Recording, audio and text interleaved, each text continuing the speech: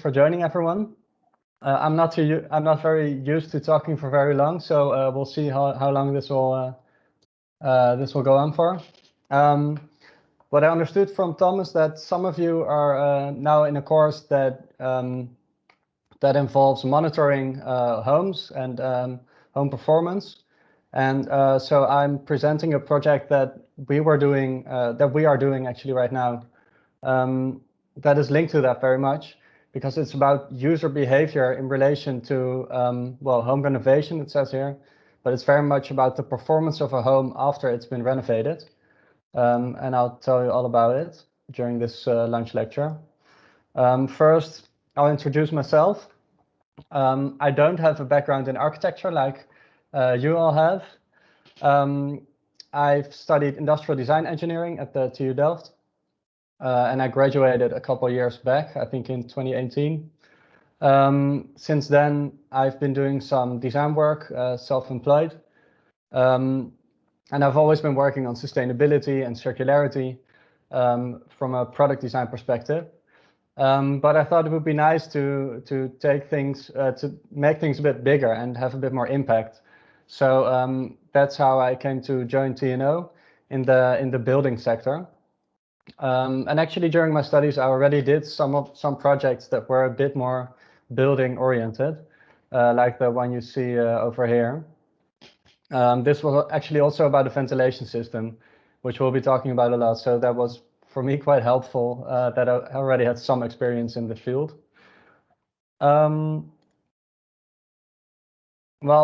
first, maybe I should introduce TNO very briefly. Like Tom said, we are a research institute, but very much linked to the practical side, so to companies, as well as just doing theoretical research. We do this in all kinds of fields, which I won't get into. I myself am involved in the Buildings, Infrastructure and Maritime unit, and within that, the Building Physics and Systems team, so to say. And well, TNO is pretty much everyone in the Netherlands. I myself work in Delft. At the moment, unfortunately not. I live in The Hague, so I'm working from my home office.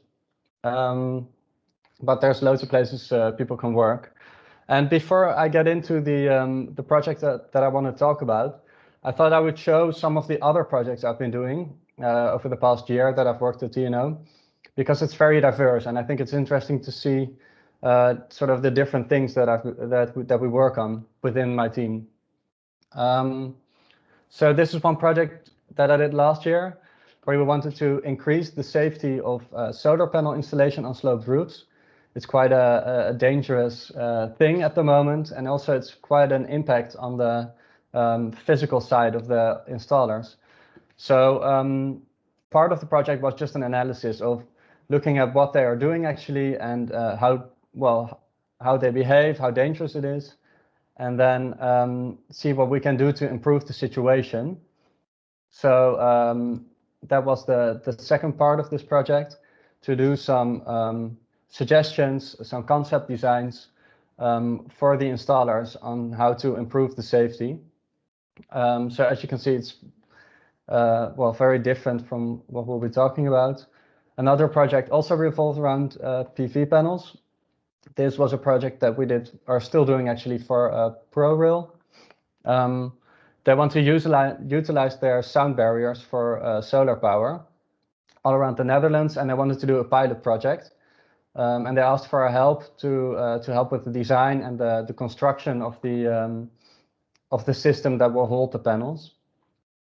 So I mostly worked on the design part of this. You can see some sketches here that we did along the way. And there's also a bit more of a technical side to it, which my colleagues mostly worked on. So that's quite nice that within TNO, there's all different kinds of departments with different people doing different things that we can bring together in a project like this.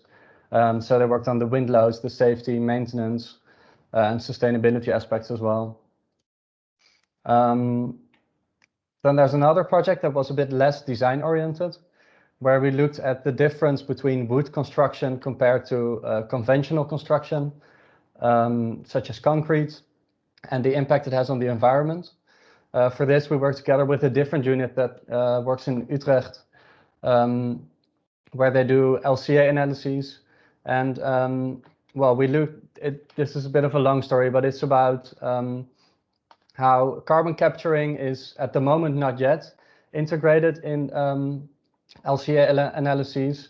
And we sort of explored what it would mean if we did, just to show the different kinds of things that we've been working on. Oh, right, I even had another one.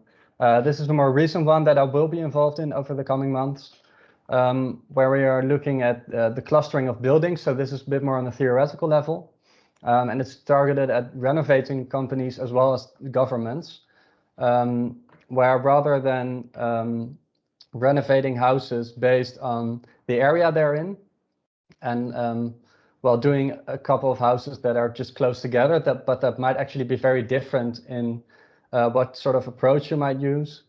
We are clustering based on the building characteristics. So it could be in different places in the Netherlands, but one renovating company could just apply their concept to a number of houses that are similar rather than in the same place. And this is a project that's really starting up now, and we're actually going to do multiple projects around this topic. So that was just to give an idea of all the different kinds of things that we do. But right now we're talking about behavior aspects and how they influence the monitoring of building installations, also the calculations. And we do this because, well, homes are an important part of getting the built environment energy neutral by 2050. And this counts both for newly built buildings as well as renovated buildings. Currently, there are calculations that are done when a home is renovated or a newly built home to calculate the performance that the building will have. And this is based on certain assumptions of how the building will be used. So, for example, in newly built houses, people assume that there will be a mechanical ventilation system which cleans the air inside the house, and that people will not open their windows anymore because this system works on itself. And the home is, of course, very well insulated and has triple glazing or double glazing. And so it's very good to keep the house at a constant temperature and not open the windows, because that will, of course, you will lose the energy.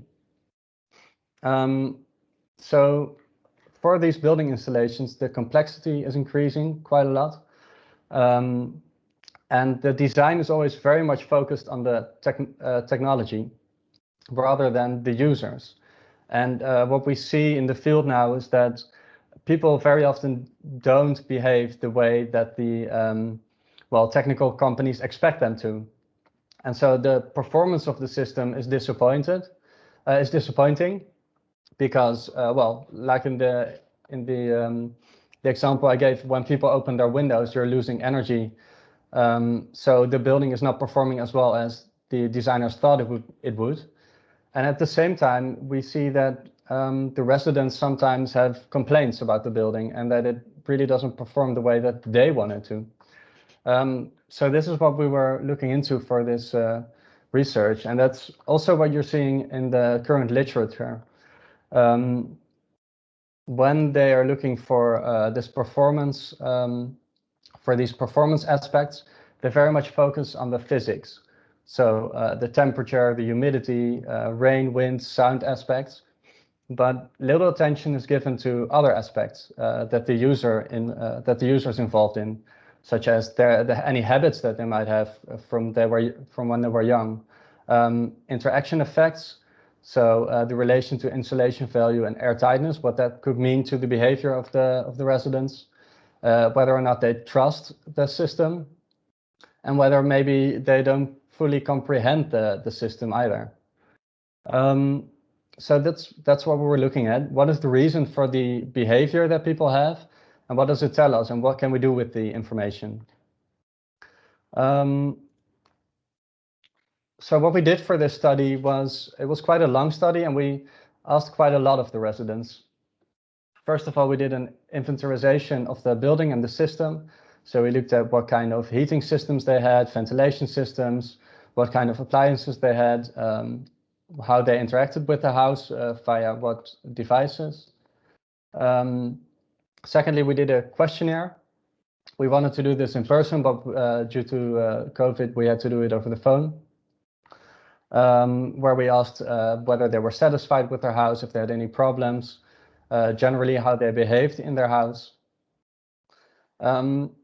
And this is where we actually went to their house. We did a monitoring for about 3 to 4 weeks, where we monitored the room temperature, the convector temperature, CO2 levels, relative humidity, and electricity, to see how the houses performed. And also we could use this information quite a lot on how the people behaved.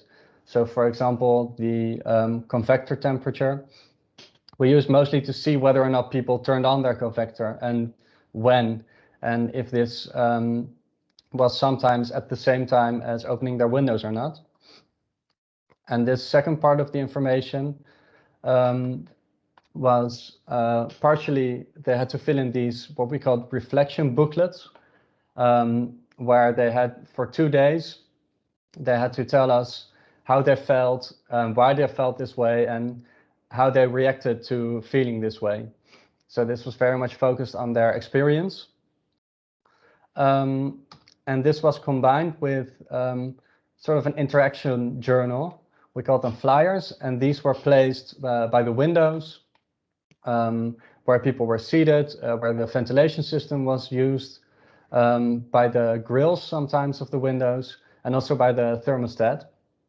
So for a couple of days as well, people had to fill these in whenever they did something. So when they opened the window, when they closed the window, and then we could use this information to see, well, how they behaved really. And all of this sort of came together in a final visit after those 3 to 4 weeks, where we did a semi-structured interview. We called a walk through the house interview, because we actually did walk through the house with these people and said, so for this, let's say it's morning and you wake up, what do you do? Do you get up, go straight to the shower? Do you turn on the thermostat or not? Do you open your window or close your window? And also based on all the information that we had gathered before, we could do an extensive interview with them, which took about an hour and a half. And they told us all about how they behaved and also how they experienced the house. And this is actually exactly the insights that we were looking for. So it gave us a lot of insight in how they used their house, as well as how they experienced it, and the different things that they interacted with, and how those things influenced each other. Right, so we went to 16 different buildings, but in this project we worked together with TU Delft, TU Eindhoven, and the Saxion University. And for us at TNO, we went to 8 of these 16 buildings. And this is, well, the sort of renovation that these buildings had gone through. So it went just after they were renovated. Before they had a normal exhaust system for the ventilation, and they changed this to System D. And the System D ventilation system has a heat recovery system. So that's what you see here. I'm not sure if everyone's familiar with this, but I'll just briefly explain it.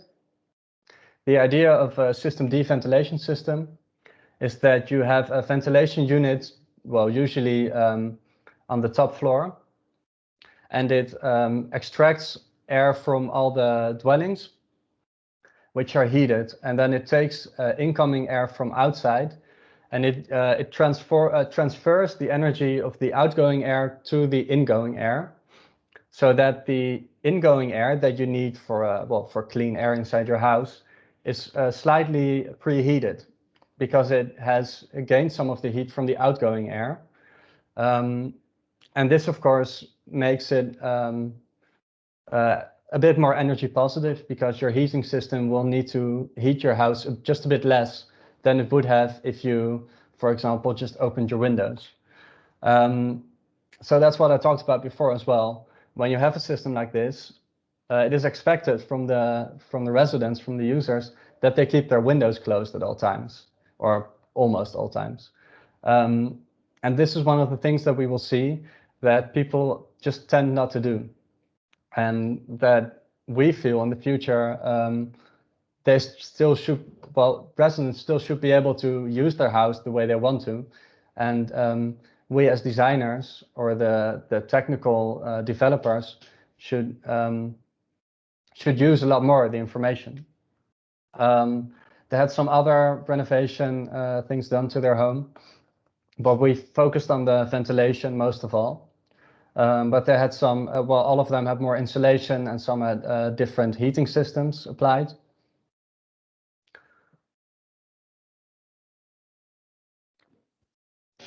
So like I talked about before, the assumed behavior for a ventilation system like this is that the heat recovery system is set on an automatic mode. And in this mode, using sensors, they measure the CO2 levels in the house and also the humidity. And when the CO2 levels get too high, this is an indication of poor indoor air quality.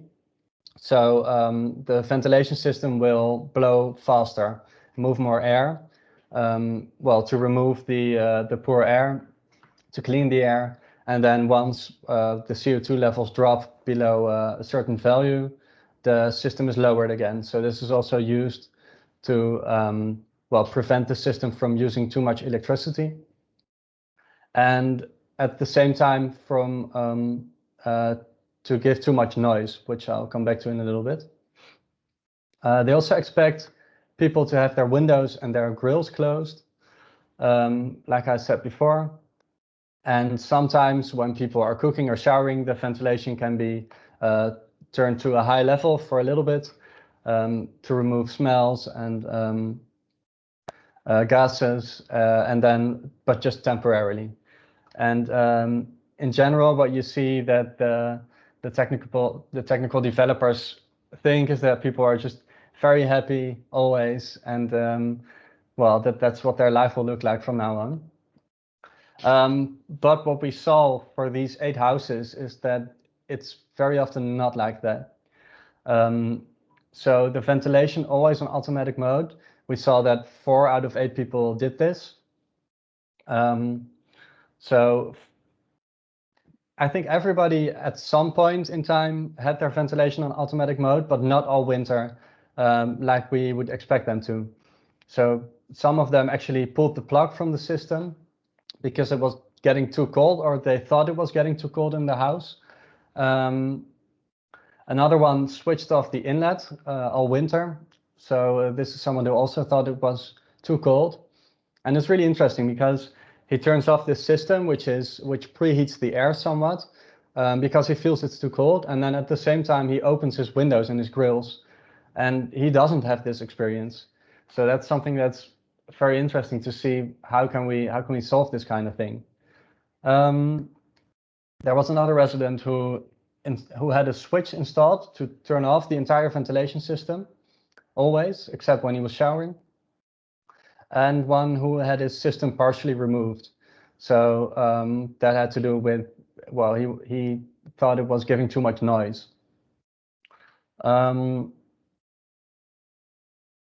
For the second one, the second expectation is that everybody keeps their windows and grills closed. You can see that 5 out of 8 people actually didn't do this. 4 out of the 5 people who didn't did it because they wanted extra fresh air. And 3 out of 5 wanted to cool their bedroom. So this is very much what the system is not designed for, but what people do because this is what this is how they want to use it. 7 out of the 8 people actually knew that the ventilation system offers clean air, but 3 from the 7 who do, they think it's not sufficient. The third one, I'm not very much interested in. Everybody did this well, so I won't go into this. And this is one of the effects that we saw. The CO2 levels were actually quite okay, even though a lot of the people didn't use their ventilation system as intended. This was mostly because they compensated turning off their system by opening their windows and their grills. So for the air quality, this performs quite well. Only for 2 of the houses, the CO2 levels were too high. This had to do with, well, setting the auto setting too low or switching off the system without sufficiently compensating by opening your windows, for example. And this is what we saw from our sensors. So this works quite well for the residents, but in terms of energy use, this has consequences. We haven't really come to the conclusions yet because we're still working on the project, and we also have to get in the results from the other universities. So I wrote down sort of my assumption about this. The energy use is most likely going to be quite a bit higher than the system suppliers predicted. This is because people are opening their windows and are simply losing energy. What we see here is it's a graph that shows the differences in, well, theoretical energy performance between bedrooms that have their windows opened and bedrooms that have their windows closed. And as long as the windows are closed and the bedroom is heated during the day, the difference is not very big to when it's not heated. But when you see that people sometimes have their windows open and they're heating their windows, the energy use just increases very much. So this is something that we will look into further, and that has serious consequences, or that might have serious consequences for the calculations that we can do in the future when we're saying a house will perform this well or this poor. It might differ very much simply because of user behavior. So this is the performance part. At the same time, we saw that quite a lot of the people that we spoke to had complaints, mostly due to the ventilation system. So they experienced cold drafts. 7 out of the 8 people did. Quite a lot of people experienced noise as well, because the fans in this system do make quite a bit of noise. And so these were very much reasons for them to turn off their system. A few people experienced insufficient moisture control. So this was mostly in the bathroom or in the kitchen.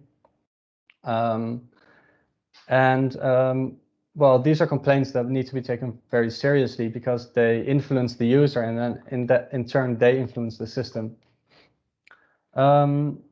We also looked at some of the heating systems and the insulation. And one of the most interesting things that we saw there is that in newly developed houses, the bedrooms are getting warmer and warmer because the entire house is insulated very well, and all the rooms in the house are getting warmer. But actually, people want their bedroom to be quite a bit colder than all the other rooms in the house. And this influences their behavior quite a lot because they will open their windows to cool the bedroom. And when you have a heat pump, for example, it's then very difficult to heat up the bedroom during the day. For example, when you're working at home.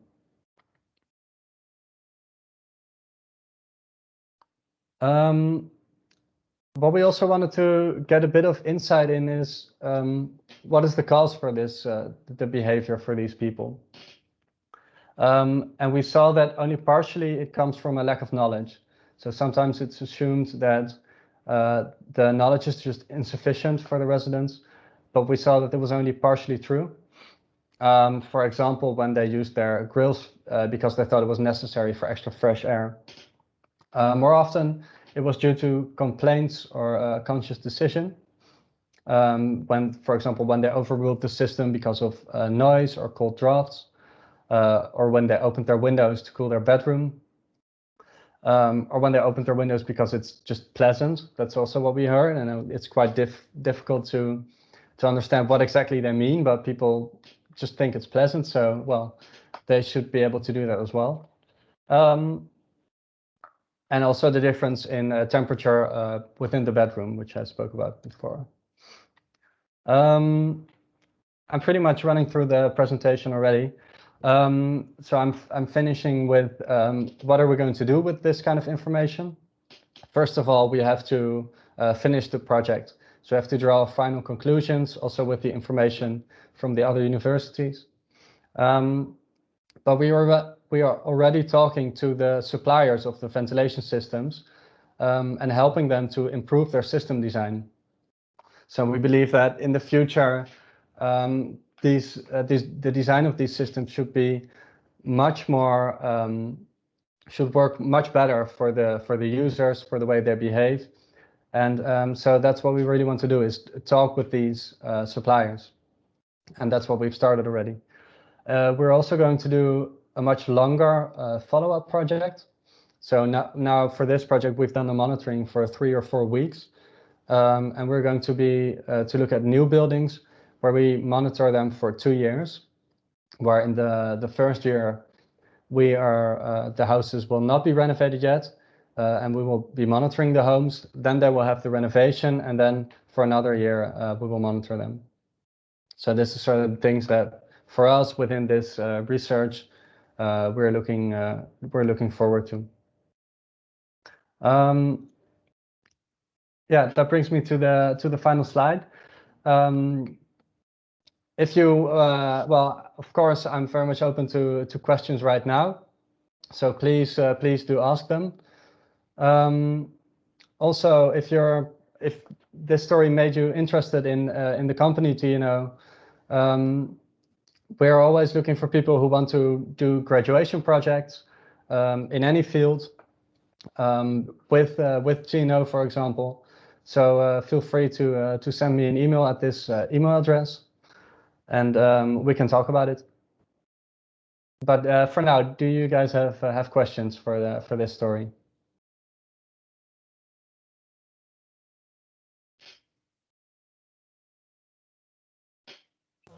Let's see here. If anyone has a question, just unmute yourself. I was wondering one thing. You spoke about that the participants really need to invest a lot of time in this, also from the participant side. How did you convince them to participate? Was there any compensation or voluntary? Why did they participate? I personally didn't do the talks with the people before they participated. We had a project leader who did that work. And we didn't have very much of a compensation, so they were quite intrinsically motivated. I think most of the people just said, well, some of them wanted to work because they were unhappy about the situation they were living in, and they wanted to help improve the systems. And others, they said, I want to help with, quickening the energy transition. So if I can do anything to help lower energy use in homes, I'm happy to. And that was the motivation for most people, actually. Cool. Let's see if there's any other question.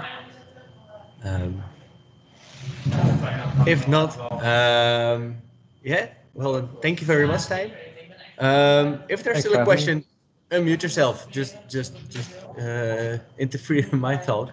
But thank you very much, Stijn, for this lunch lecture.